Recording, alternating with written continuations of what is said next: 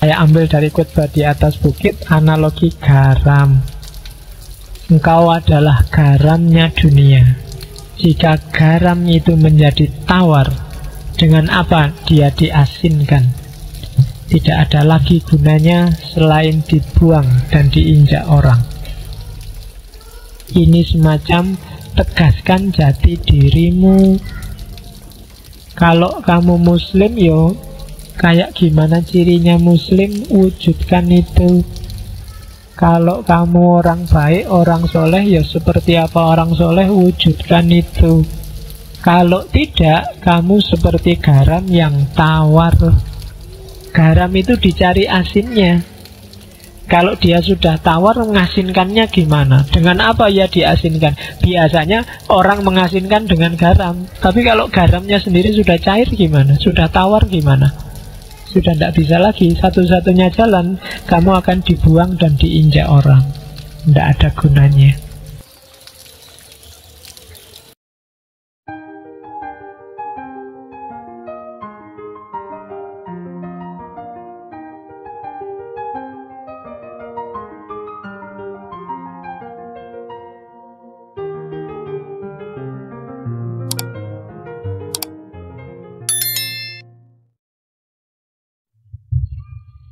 Bismillah. Assalamualaikum warahmatullahi wabarakatuh. Bismillahirrahmanirrahim. Alhamdulillahirabbil alamin.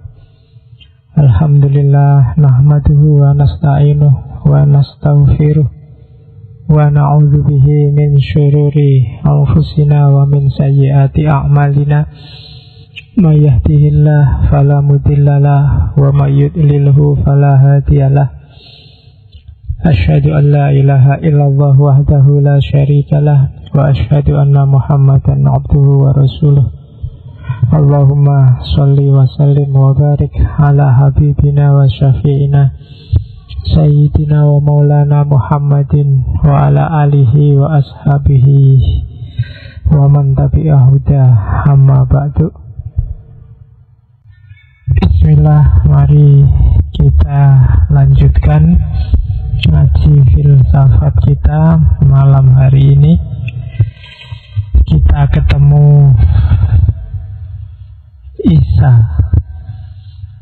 Saya tidak tahu kira-kira apa ada juga pengajian filsafat atau kuliah filsafat dimanapun yang judulnya adalah Isa. Isa lahir di daerah Israel kalau hari ini, dekat sama Pakistan. Dengan zaman itu, daerah itu adalah provinsi namanya Yudea, jajahannya Romawi.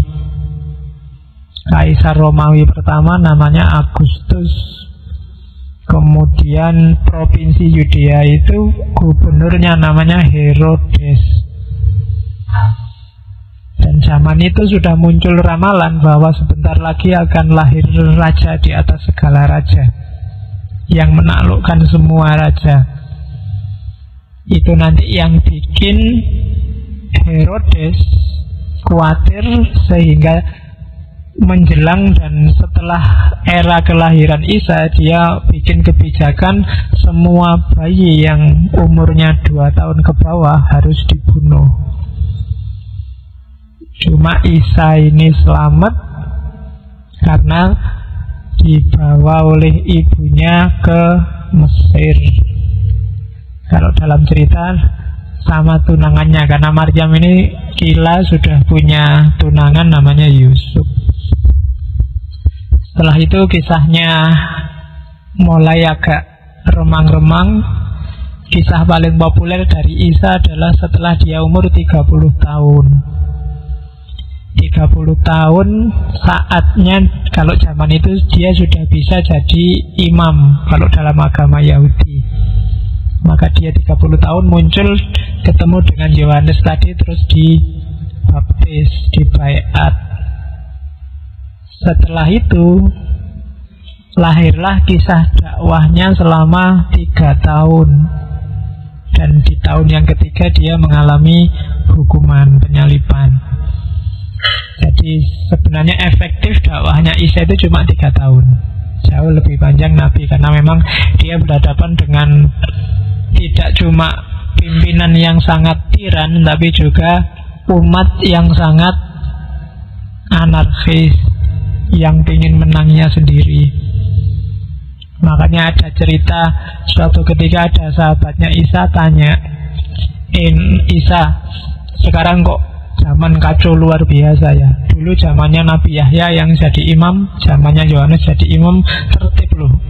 Sekarang kok kacau, tidak karu-karuan. Jawabannya Isa, loh, dulu zaman imamnya Yahya, umatnya bagus-bagus kayak saya. Sementara sekarang zaman aku jadi imam, umatnya rusak kabeh kayak kalian. Jadi jangan salahkan pimpinan, kamu sendiri yang kayak gitu. Itu ceritanya Isa.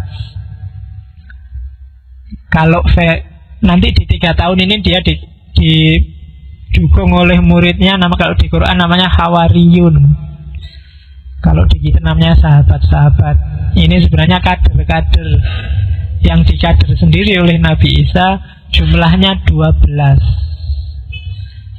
Diambil dari masing-masing sukunya Yahudi yang 12. Karena memang dia kan Nabi, kalau di Quran Nabi untuk Bani Israel. Dan di antara 12 ini nanti ada yang dalam bahasa yang sejauh kamu tahu hari ini kamu sebut berkhianat. Cuma ada versi, saya dulu pernah baca versi versinya Lia Aminuddin. Pernah ngerti ya Lia Aminuddin yang Jamaah Salamullah itu? Tak pinjem itu sedikit cerita dari sana. Duduk persoalannya Yudas yang dianggap berkhianat pada Isa. Jadi zaman itu kan Romawi yang rajanya namanya Tiberius. Kemudian gubernurnya namanya Pilatus, Pontius Pilatus. Nah, di mana-mana ajaran baru, apalagi orang ngaku nabi baru, kan selalu dikejar-kejar. Saat itu untuk melindungi Nabi Isa, Hawariyun yang 12 ini sering nyamar jadi Nabi Isa, biar gak ketahuan siapa Isa, akulah Isa. Selalu bilang gitu karena pemerintah sendiri gak tahu wajahnya yang namanya Isa itu kayak gimana. Kemudian saat itu kebetulan yang kepegang ini si Yudas Iskariot. Yudas ini dipegang, ditekan, disiksa, kamu Isa beneran apa enggak? Saking gak kuatnya dia disiksa, akhirnya dia terpaksa ngomong, ya saya bukan Isa. Setelah itu dilepaskan. Nah, gara-gara bohong inilah si Yudas itu menyesal luar biasa. Dia merasa sudah mengkhianati Isa. Karena itu setelah itu dia pasang badan. Setelah itu dia, karena di antara 12 sahabat ini yang paling mirip Isa memang si Yudas ini. Setelah itu kemana-mana dia ngaku akulah Isa. Kemana-mana pokoknya dia berdakwah gayanya kayak Isa, ngaku dirinya Isa, sampai dia ditangkap beneran dan disalib. Jadi itu yang katanya Al-Quran diserupakan.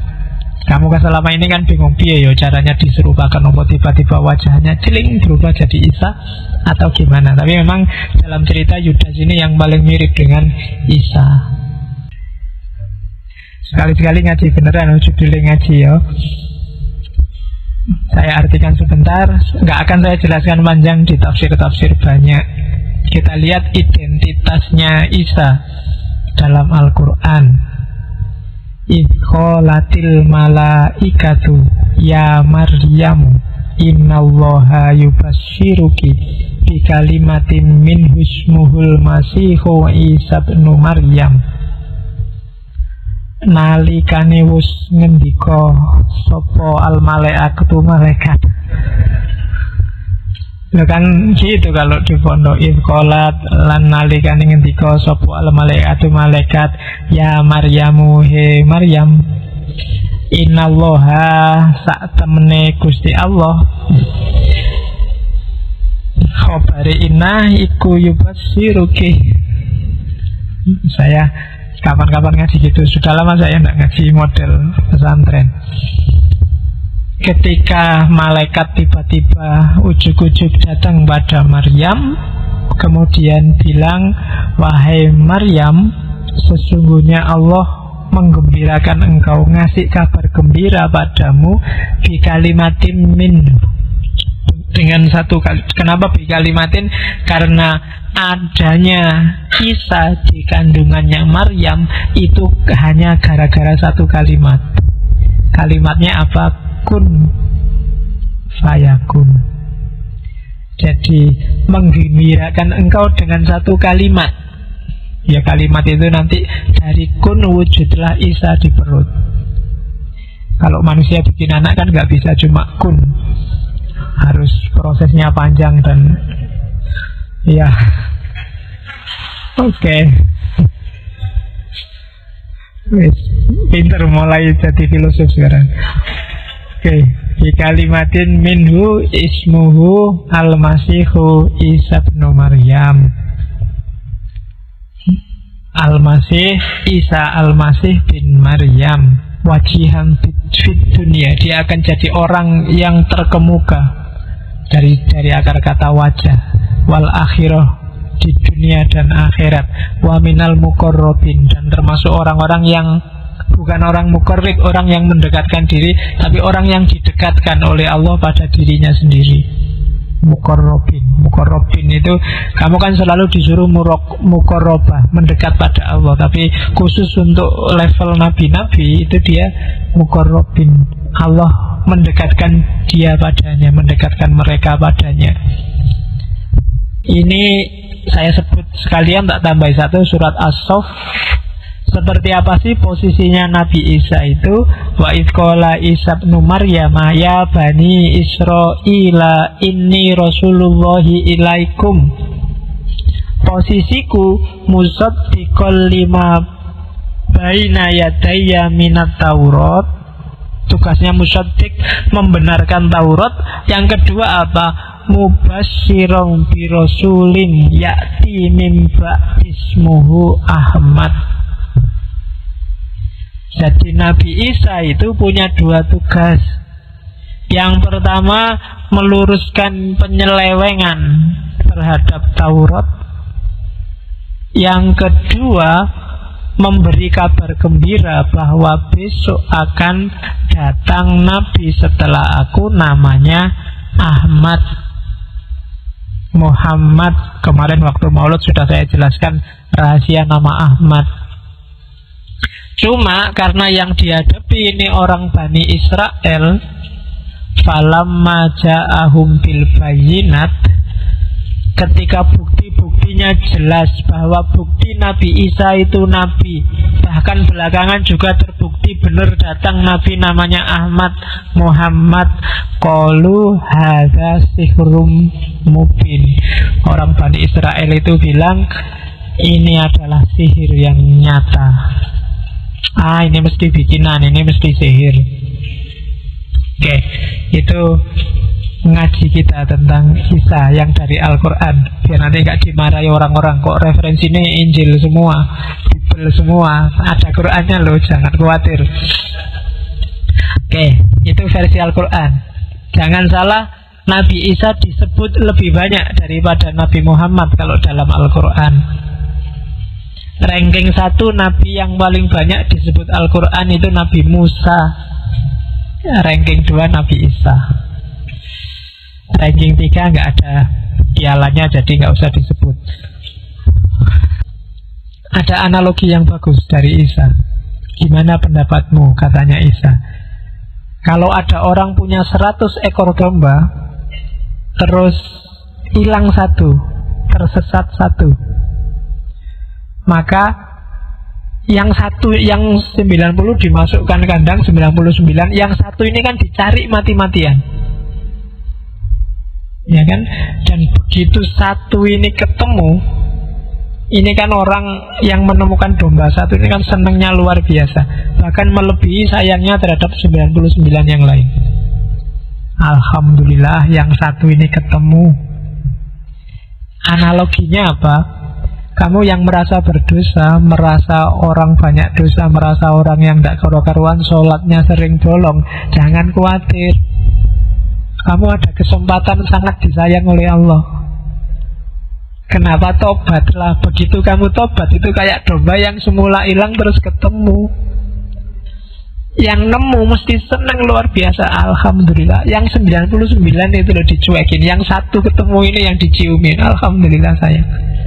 Jadi itu bagi saya analogi yang cerdas tentang domba yang hilang. Jadi kamu tidak usah putus asa, harapanmu masih besar. Bahkan mungkin melebihi sayangnya Allah pada yang sudah alim dari dulu, yang sudah kiai, sudah ulama. Wis biasa Allah, wis aman orang ini. Yang tidak aman, yang dipikir jadi pikiran kan kalian yang masih tidak karu-karuan itu. Nah, jadi masih ada kesempatan kamu jadi yang paling disayang oleh Allah. Kalau ini analogi tentang ilalang, nanti kamu baca sendiri ya. Hikmahnya analogi ilalang itu bahwa dalam hidup ini kok bisa Pak ada orang jahat, orang banyak dosanya, dibiarin aja oleh Allah. Kok dia juga ikut enak. Nah itu kayak orang nanam padi misalnya.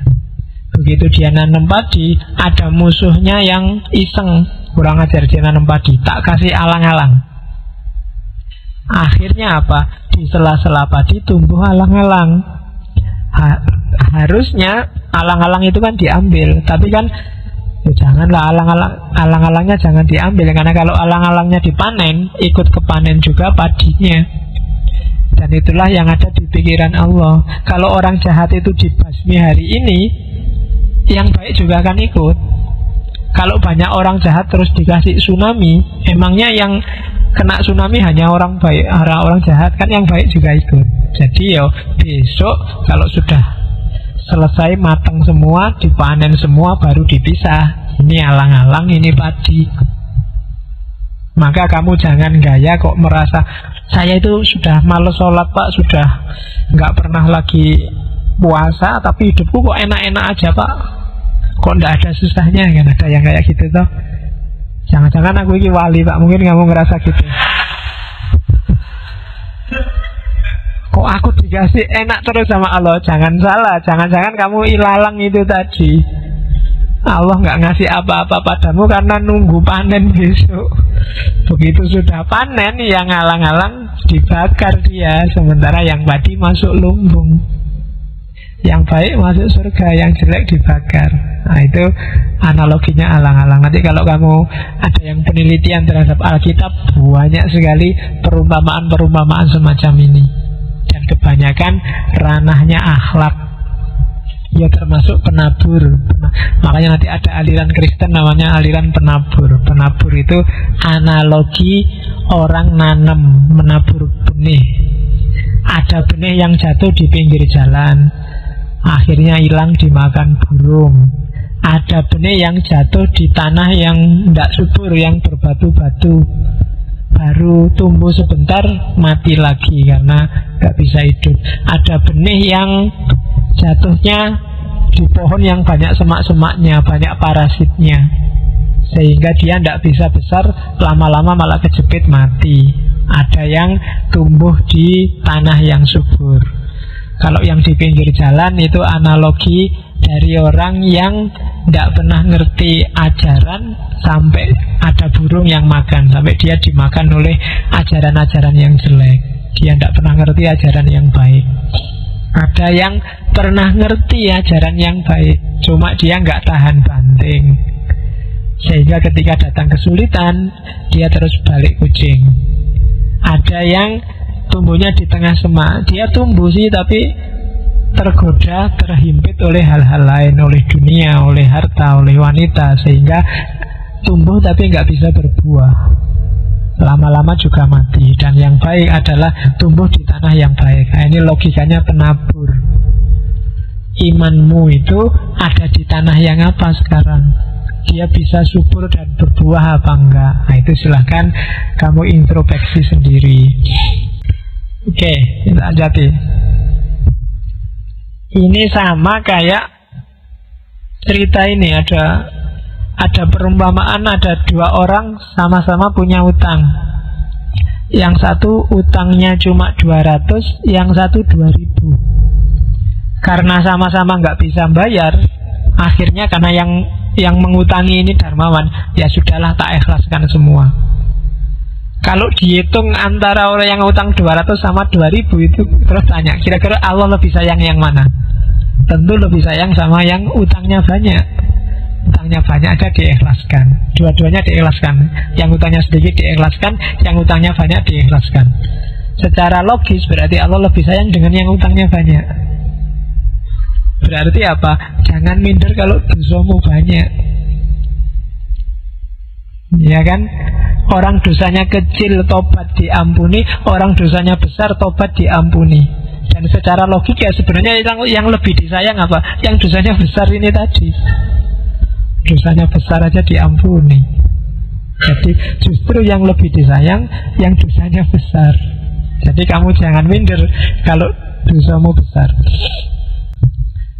Kalau ini cerita tentang hakim yang buruk. Ini sebenarnya filosofi doa. Jadi ada cerita seorang janda, seorang perempuan yang tiap hari mengadu ke hakim. Sebenarnya hakimnya ini hakim jelek kalau jadi hakim yang korup lah ya hari ini, hakim yang tidak beres. Nah, janda ini ngadu terus ke hakim ini. Hakim ini cuek, ngapain tak ladeni janda ini? Oh, janda nggak menguntungkan bagiku, uangnya kecil, wis tua. Nah, kalau masih muda sih masih lumayan. Sudah tua nggak ada untungnya bagiku. Jadi tiap hari minta dicuekin. Lama-lama minta terus kan sebelah lah, kok lama-lama kok ganggu. Ya sudahlah, minta mau apa ya wis tak turuti. Paling tidak seandainya kamu merasa nggak dekat dengan Allah, tapi kamu butuh sesuatu, kamu kan terus berdoa. Biar doamu dikabulkan, cerewetlah kayak janda tadi. Tiap hari berdoalah, tiap hari mintalah. Lama-lama Allah bosan. Ya wis tak kabulin lah, daripada ganggu aku terus, ini susah dengerin kamu ngerengek tiap hari. Nah, itu analoginya. Maka jangan sungkan-sungkan berdoa apapun itu, bahkan yang tentang yang paling remeh sekalipun, yang menurut kamu tidak penting. Ini nggak penting ya, perlu berdoa nggak? Doa aja, ya kan? Ya Allah, semoga ujian besok nilaiku 100 lah, satu mata kuliah ini tidak apa-apa. Itu kan kayak tidak penting banget, gitu aja minta. Tapi minta aja. Coba ngerti kayak hakim tadi. Jane Allah ngabulin ya untungnya apa-apa ya apa tidak. Tapi kan mungkin Allah capek dengerin kamu doa tiap hari ini. Kalau nggak cepat dikabulkan, sumpah aku tiap hari dengerin doanya. Nah, itu analogi hakim yang buruk. Saya ambil dari khutbah di atas bukit, analogi garam. Engkau adalah garamnya dunia. Jika garam itu menjadi tawar, dengan apa dia diasinkan? Tidak ada lagi gunanya selain dibuang dan diinjak orang. Ini semacam tegaskan jati dirimu. Kalau kamu muslim, yo kayak gimana cirinya muslim, wujudkan itu. Kalau kamu orang baik, orang soleh, ya seperti apa orang soleh, wujudkan itu. Kalau tidak, kamu seperti garam yang tawar. Garam itu dicari asinnya. Kalau dia sudah tawar, mengasinkannya gimana? Dengan apa ya diasinkan? Biasanya orang mengasinkan dengan garam. Tapi kalau garamnya sendiri sudah cair gimana? Sudah tawar gimana? Sudah tidak bisa lagi. Satu-satunya jalan, kamu akan dibuang dan diinjak orang. Tidak ada gunanya. Maka garamilah hidupmu. Garam itu kan yang bikin hidupmu ada rasanya. Ada rasanya berarti ada maknanya. Hidupnya jangan flat, harus ada maknanya. Dari situ kamu bisa menggarami dunia, menggarami hidupmu. Kalau tidak, kamu akan terbuang. Bahkan kamu akan diinjak orang, dianggap tidak penting. Terus intinya teorinya Isa ada di sini. Satu ketika ada orang-orang Farisi. Orang Farisi ini kelompok Yahudi tertentu, bukan orang Persia, yang ingin nguji Yesus dan bertanya, "Guru, hukum mana sih yang paling utama dalam Taurat?" Karena memang tadi kan misinya Isa itu kan musaddiqon, membenarkan Taurat.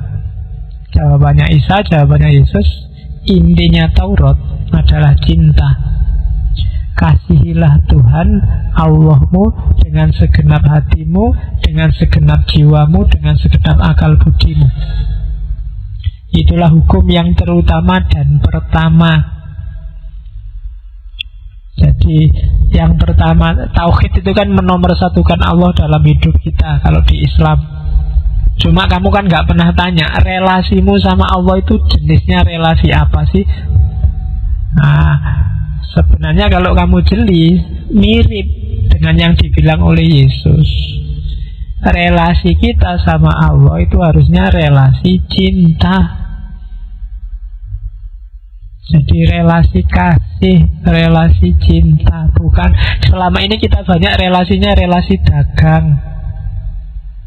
Jadi kita ingin beramal berapa, terus kita minta pahala berapa. Itu relasi dagang, relasi negosiasi. Ya Allah, saya bangun jam 3 pagi, katanya kamu nyuruh gitu, makanya capek-capek saya belain bangun. Sekarang saya minta nilaiku A semua ya Allah. Itu negosiasi. Kan? Katanya Isa, enggak. Hukum paling utama, relasi utama itu kasih. Ya Allah, kamu menyuruhku bangun sepertiga malam terakhir, aku bangun karena aku cinta padamu. Kan gitu. Kayak kamu yang baru pacaran itu loh, disuruh ngapain aja kan mau. Jauh-jauh hujan-hujan suruh apel juga mau. Suruh nge-SMS tiap hari mau juga. Kadang-kadang gak disuruh juga kamu nge-SMS, ya kan? Karena kamu sayang padanya. Pada Allah juga begitu harusnya. Kamu disuruh sholat 5 waktu ya sholat, nggak diwajibkan yang sunnah-sunnah, kamu jalanin aja. Kenapa? Karena kamu cinta padanya. Ada juga yang jalankan sunnah-sunnah. Kenapa? Karena nyali fadilahnya, Pak. Kalau sholat kayak gini itu rezekinya lancar. Kalau sholat kayak gini, nah itu berarti masih dagang, belum cinta. Mari kita gerakkan sholat duha, karena dengan sholat duha rezeki kita lancar. Ah, itu dagang. Relasinya dagang. Relasi cinta itu karena Allah nyuruh kita. Karena meskipun Allah nggak mewajibkan, tapi karena kita cinta pada Allah. Jangan kan nggak disuruh, dikasih isyarat saja kita mau jalan. Nah, itu namanya relasinya relasi cinta. Yang kedua, itu kan yang ke atas. Sekarang hukum utama yang kedua, yang horizontal. Sama manusia juga begitu. Kita harus relasinya relasi kasih, relasi cinta. Tak jelasin dikit bedanya cinta sama sayang sama kasih. Kasih sayang biasanya jadi satu. Kalau cinta itu biasanya intensional, ada targetnya jelas. Kalau kasih tidak ada targetnya, pokoknya semuanya dirangkum. Itu kayak bedanya Rahman sama Rahim. Semua makhluk dapat Rahimnya Allah, dapat kasihnya Allah, tapi tidak semuanya dapat Rahmannya. Kamu cintai semua manusia, tapi di antara manusia yang kamu cintai itu kan, ketika semua itu berarti namanya kasih. Ada satu yang kamu cintai serius, karena kamu kemarin dapat pandangan pertama misalnya. Nah, itu cinta, ada intensinya. Jadi ada targetnya jelas. Jadi ada hasrat, ada keinginan, itu ada cinta. Tapi kalau kasih itu biasanya pokoknya untuk semuanya. Jadi kamu buka jiwamu lebar-lebar, semua bisa masuk. Tapi kalau cinta, kamu yang keluar menuju sesuatu yang kamu cintai. Tapi kalau kasih, yang keluar kamu masukkan semua bagian dari dirimu. Nah, itu kasih. Dan inti ajarannya Isa itu kasih. Jadi cinta, kasih untuk semua orang. Kita lihat beberapa teorinya ya. Versi pertama, ini juga di khutbahnya Isa, kenapa kita mengasihi Allah? Karena Allah lebih dulu mengasihi kita. Dan bukti bahwa kita mengasihi kita apa? Bahwa kita mengasihi Allah apa? Jika seorang berkata aku mengasihi Allah dan ia membenci saudaranya, maka ia adalah pendusta. Kalau kamu ngaku cinta pada Allah tapi bikin susah orang lain, tapi kamu masih membenci orang lain, dalam dirimu masih ada benci pada sesuatu, katanya Isa, kamu pendusta. Tidak mungkin. Kenapa? Karena barang siapa yang masih punya benci, barang siapa yang tidak mengasihi saudara yang bisa dilihatnya, tidak mungkin mengasihi Allah yang tidak dilihatnya. Wong kamu mencintai yang lain dan mencintai Allah, apalagi itu sudah susah luar biasa, apalagi membenci yang lain dan mencintai Allah. Karena Allah lebih susah untuk dicintai karena tidak kelihatan. Kalau terhadap yang kelihatan aja kamu tidak bisa jatuh cinta, apalagi terhadap yang tidak kelihatan. Kalau sama orang lain kamu masih suka ngamuk, suka mencela, suka mencaci, mengkafirkan, menyesatkan, memurtadkan, berarti ada kebencian dalam dirimu. Pasti relasimu sama Allah bukan cinta. Itu penjelasannya bisa panjang, tapi cukup kamu ingat, semakin banyak kebencian dalam dirimu, sebenarnya semakin jauh kamu dari Allah dan dari cintanya. Itu teori yang pertama. Jadi patokan pertama, sejauh apa cinta dan kasihmu pada Allah, itu bisa diukur dari sejauh mana masih ada kebencian dalam batinmu terhadap apa saja. Jadi itu rumus pertama. Rumus kedua, ini kayak pelajaran filsafat cinta tapi dari tradisi Kristen. Tidak apa-apa, nanti next time kita cari tradisi yang lain. Mungkin nanti ada sesi filsafat cinta, atau setelah filsafat cinta selesai kita tambah lagi satu sesi filsafat seks. Ada, saya kemarin baru dapat buku Philosophy of Pornography. Bukunya tebal sekian. Tidak ada gambarnya, kamu mesti nggak suka. Ya, bayanganmu kan kalau filosofi pornografi terus ono gambari, kamu kan ngincer gambari, tidak ada. Ya, yang ada gambarnya dijual terpisah. Oke. Yo, harganya beda. Oke. Teori kedua, kamu telah mendengar firman mata ganti mata dan gigi ganti gigi. Tetapi aku berkata padamu, janganlah kamu melawan orang yang berbuat jahat kepadamu. Ini yang paling terkenal. Melainkan siapapun yang menampar pipi kananmu, berilah juga kepadanya pipi kirimu. Dan kepada orang yang hendak mengadukan engkau karena mengingini bajumu, serahkanlah juga jubahmu. Dan siapapun yang memaksa engkau berjalan sejauh 1 mil, berjalanlah bersama dia sejauh 2 mil. Berilah kepada orang yang meminta kepadamu, dan janganlah menolak orang yang mau meminjam daripadamu. Ini teori kalau kamu baca literal seolah-olah konyol, tapi padahal tidak. Jadi ini sebenarnya sebuah metafor yang luar biasa. Maknanya yang pertama adalah jangan menyimpan dendam dan balas dendam dalam batinmu. Karena begitu ada dendam, di situ pasti ada kebencian. Begitu ada kebencian, kamu kehilangan cinta dan kasih. Jangan salah, kalau kamu baca kisah-kisahnya Nabi Muhammad pun banyak sebenarnya yang ditampar pipi kiri, dikasih pipi kanan. Nabi tiap hari lewat di rumahnya orang yang tiap subuh lewat, Nabi diludahi. Itu kan luar biasa. Kalau mata balas mata, gigi balas gigi, harusnya Nabi Muhammad datang ke rumahnya, tak balas gentijuh gitu. Tapi kan enggak. Nabi sabar, diludahi ya diusap, nanti di masjid wudhu dibersihkan lagi. Terus sampai satu ketika tidak ada yang ngeludahi. Nabi berhenti, kaget. Loh kok tidak diludahi? Ini langganannya kemana biasanya ngeludahi? Ya kan, lu malah nunggu. Itu kan ditampar pipi kiri, kasihkan pipi kanan. Tapi terus ditanya, kemana sih si fulan yang biasa ngeludahi saya? Oh sekarang sakit Nabi. Dan Nabi orang pertama yang menjenguk. Oh itu kan pipi kanan ditampar, dikasih pipi kiri. Dan dengan gaya inilah Islam sukses. Dengan gaya itulah dulu Isa sukses.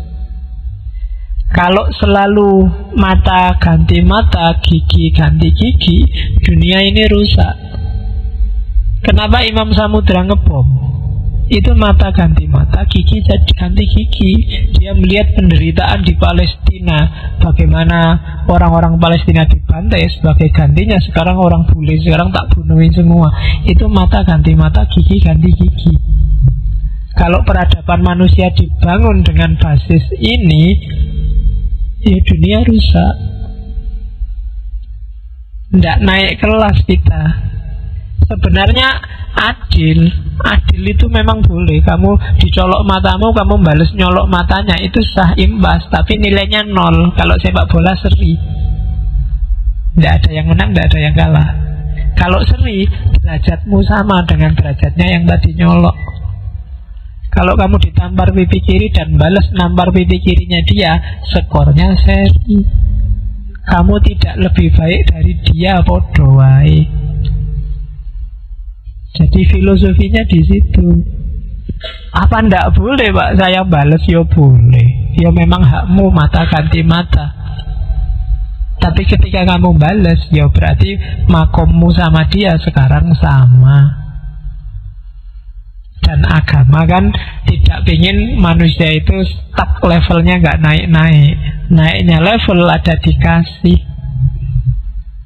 Kalau kamu dicurangi, jangan balas mencurangi. Kalau kamu dicurangi, balas mencurangi, ya levelmu bodoh, sama-sama ahli curang semua. Kalau kamu maling, dimaling terus kamu juga maling, bodoh malingnya. Kamu kehilangan sandal habis Jumatan terus kamu ngambil sandalnya orang lain, itu kan karena kamu dimaling, maka sekarang kamu maling. Kan gitu. Sah no Pak, saya kehilangan sandal, sekarang dapat sandal 1. Nah itu berarti podo malingnya. Ya kan, harusnya kalau kamu kehilangan sandal 1, sandal yang satunya lagi kamu buang.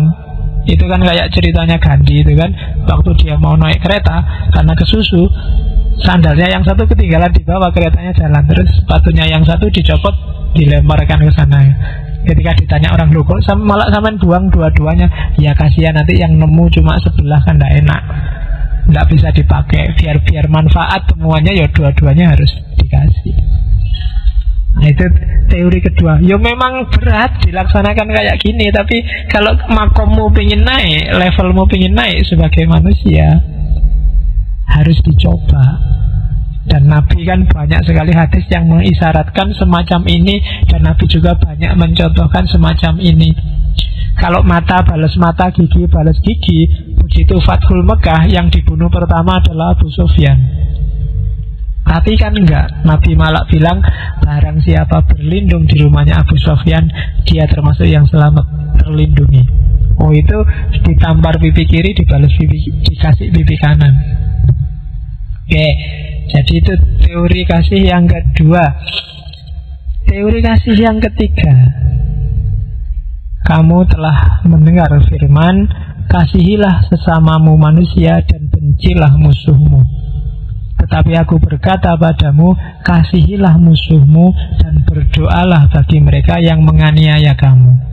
Karena dengan demikian kamu mengikuti Tuhanmu yang menerbitkan matahari bagi orang jahat dan orang baik, dan menurunkan hujan bagi orang yang benar dan orang yang tidak benar.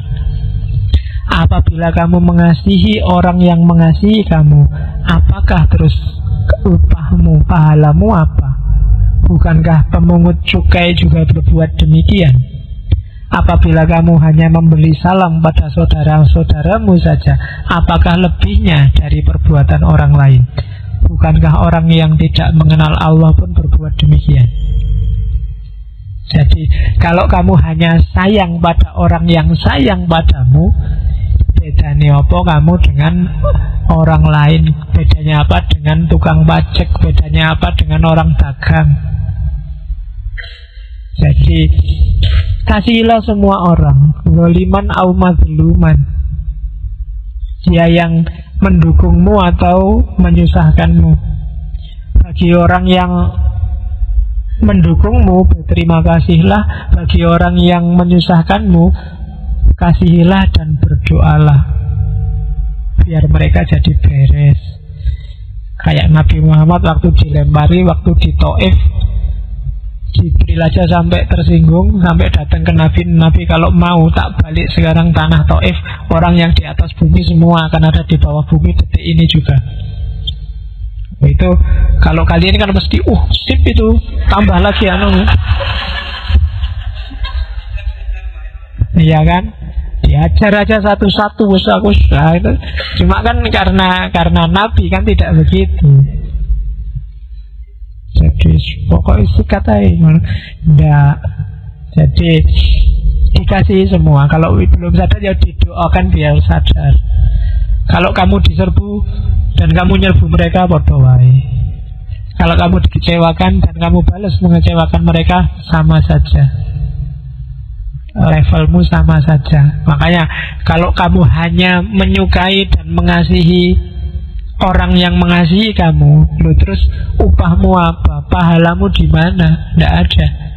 Memang orang itu berbuat baik padamu dan kamu berbuat baik padanya. Nggak ada kelebihan apapun. Kelebihan itu orang yang tidak suka padamu berbuat jahat padamu dan kamu tetap berbuat baik padanya. Baru disebut kamu lebih utama dari dia. Kamu punya pahala lebih dari dia, itu baru kamu lebih. Tapi kalau hanya balas-membalas selevel, ya kamu tidak beda sama mereka. Oke. Teori yang keempat, jangan kamu menghakimi supaya kamu tidak dihakimi. Karena dengan penghakiman yang kamu pakai untuk menghakimi, kamu akan dihakimi. Dan ukuran yang kamu pakai untuk mengukur akan diukurkan padamu. Mengapa engkau melihat duri di mata saudaramu, sedangkan balok di dalam matamu tidak engkau ketahui?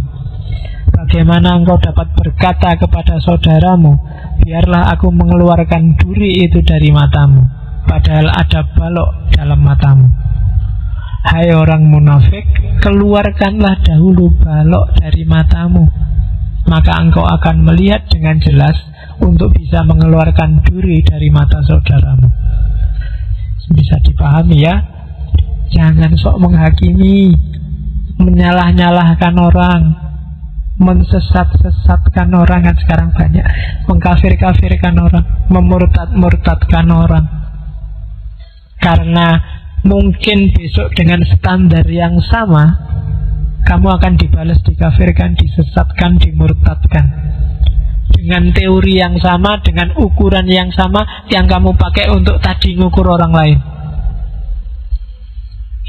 Ya entah ukuran itu apa, sekarang banyak contohnya.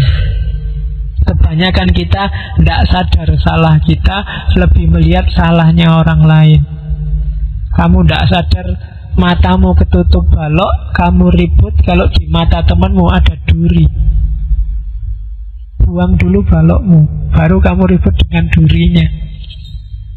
Jadi ini kasih yang keempat. Makanya ada cerita suatu ketika Isa melihat seorang perempuan dirajam.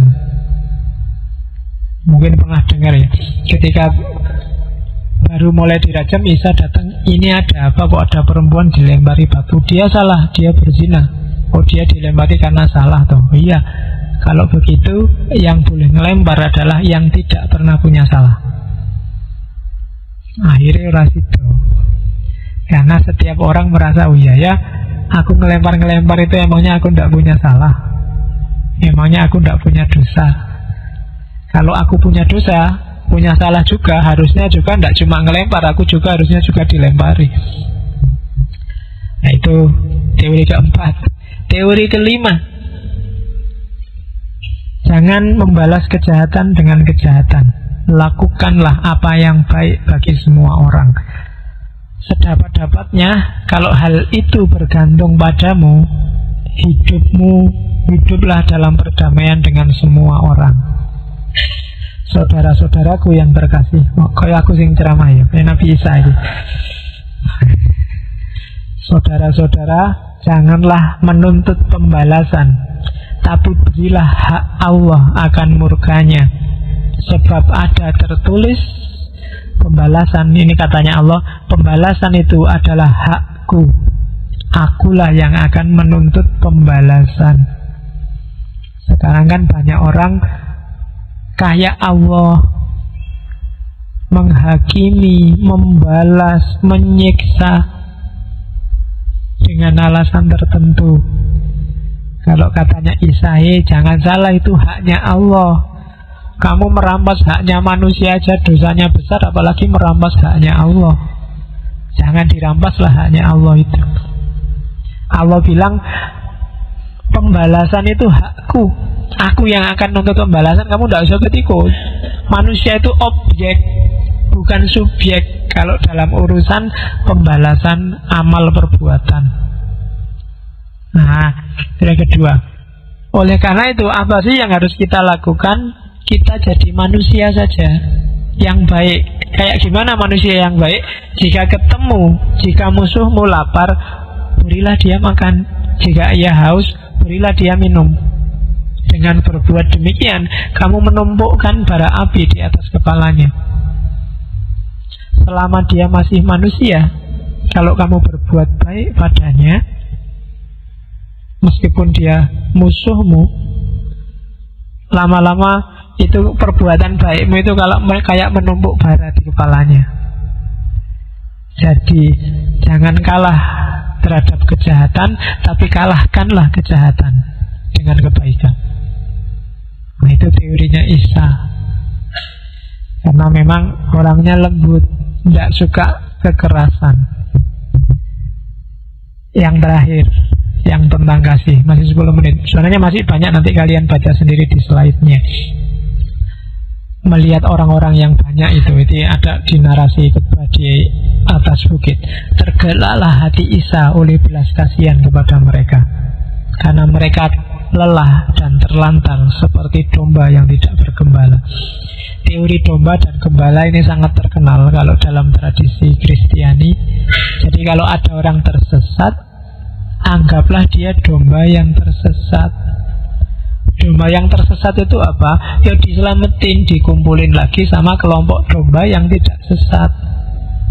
Hari ini kamu kalau ada yang sesat, kamu marah-marahi, kamu caci maki, kamu pukuli, kamu serbu, ya dia tidak jadi selamat.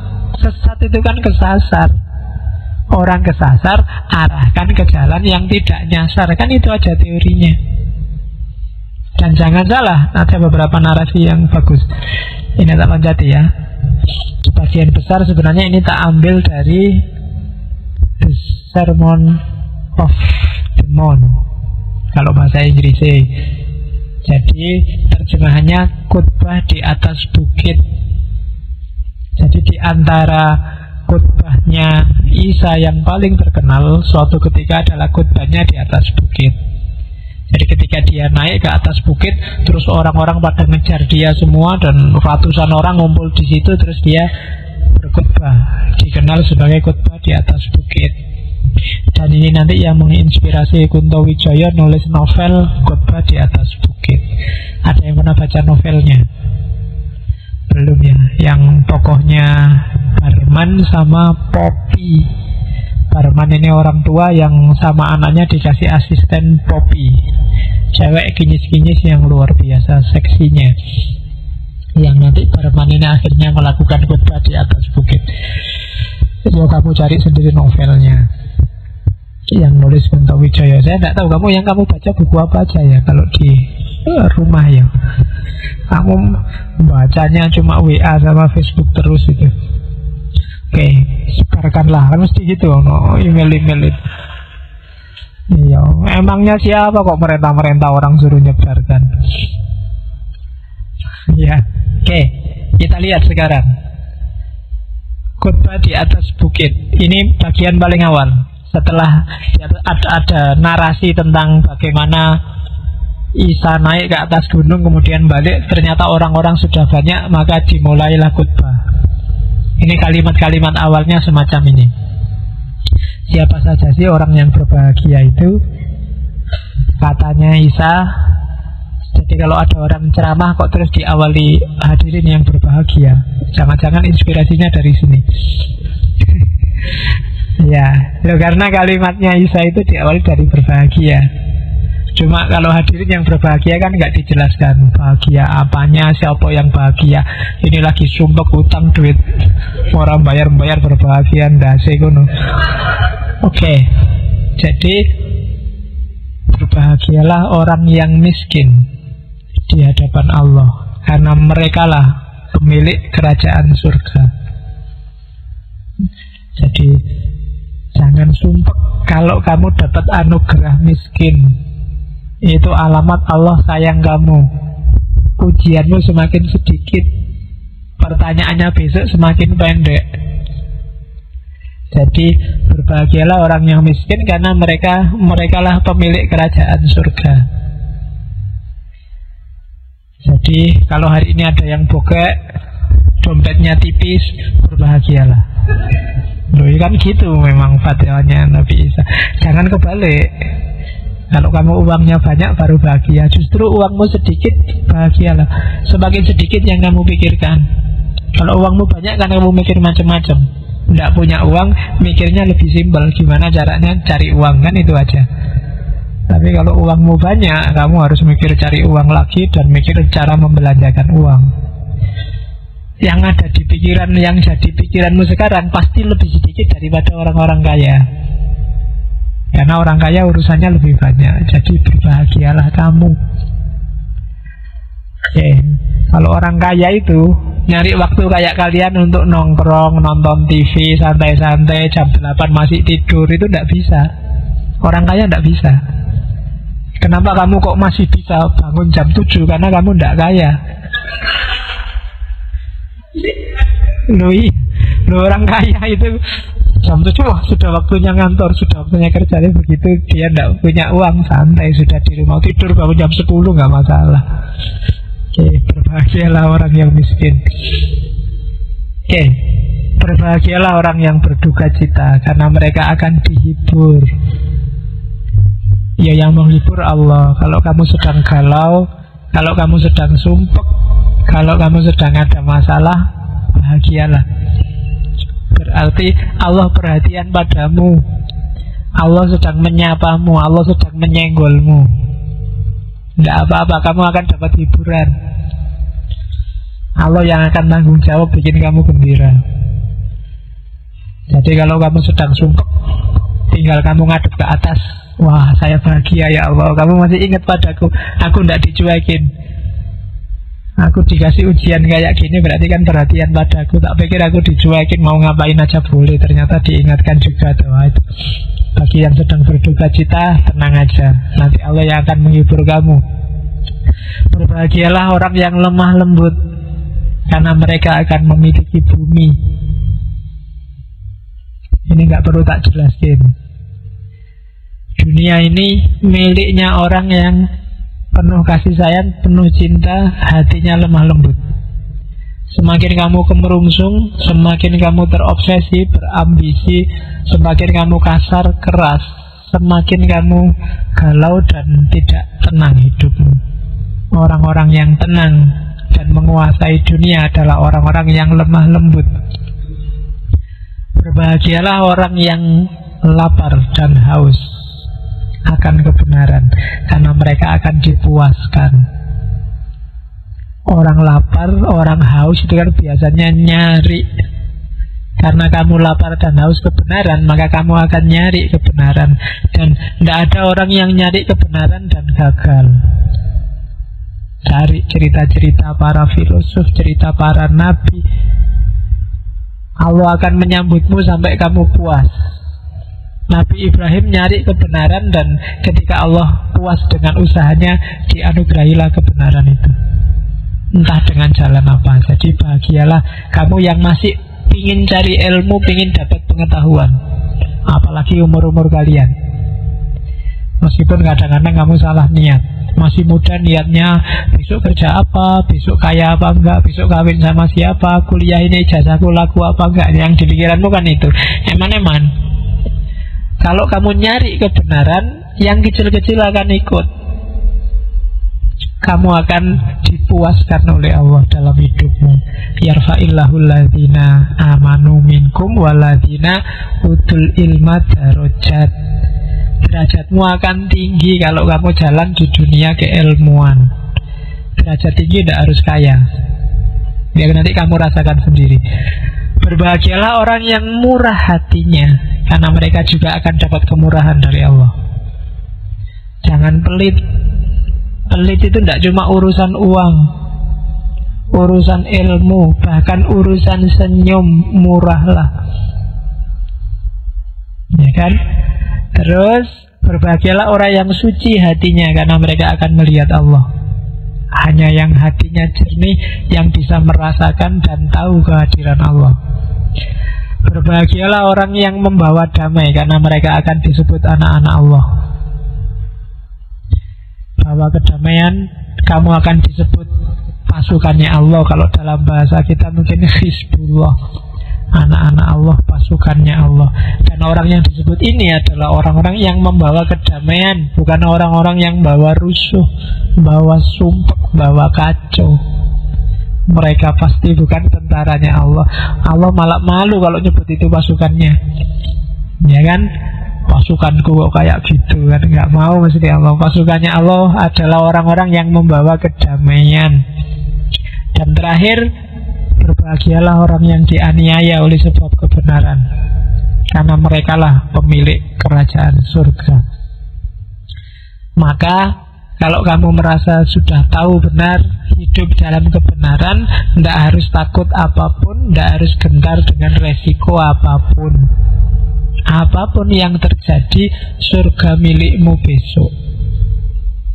Nah, itu kalimat-kalimat awal dari khutbah di atas bukit. Ini kalimat, ini saya loncat-loncatin ya, tak pilih sak senengku, sing sekiranya mungkin ada hikmah yang bisa kalian ambil. Yang kedua, urusan bahagia-bahagia sudah